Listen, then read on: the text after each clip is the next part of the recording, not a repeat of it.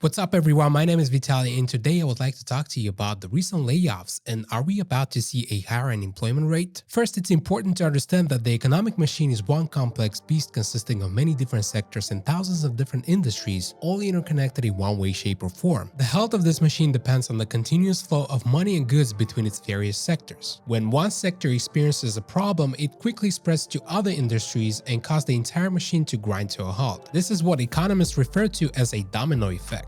Looking back at previous recessions, we learned that each downturn was caused by a specific industry that essentially led the Fed to either ease or tighten the economy by adjusting the federal fund rate that eventually would affect the entire machine. For example, when the housing market crashed in 2008, it quickly led to a recession as consumers tightened their spending, businesses cut back on investment, and many lost their jobs. Today, a similar episode emerges. In an attempt to combat soaring inflation, the Fed is putting the brakes on the economy by hiking the rates, and many American companies are starting to feel the pinch. By the way, let's not forget that the Fed lied about inflation throughout 2021, claiming that it was non-existent or transitory, that it would go away by itself, but it didn't, and not to mention that it just hit over 9%. With increased worries about a recession, many American companies are retrenching to stay afloat. With interest rates rising and borrowing costs set to increase, many companies are now facing a squeeze on their margins. In response, many are cutting back on their investment plans and shedding jobs. This is bad news for overall economy and it will lead to a slower growth and a higher unemployment rate. In recent weeks, a number of companies have announced job cuts or hiring freezes. Among them are Tesla, JP Morgan Chase, Redfin, and Coinbase. Netflix has also announced a second round of job cuts for the year, planning on eliminating 300 positions. Many layoffs are coming from businesses that did well during the pandemic and grew way too quickly. For instance, trading apps like Robinhood or Coinbase were flooded with new accounts as new investors were eager to turn their stimulus checks into a fortune. These companies were hiring very aggressively to keep up with this type of growth, but now as demand shrinks, they're firing just as quickly as they were hiring.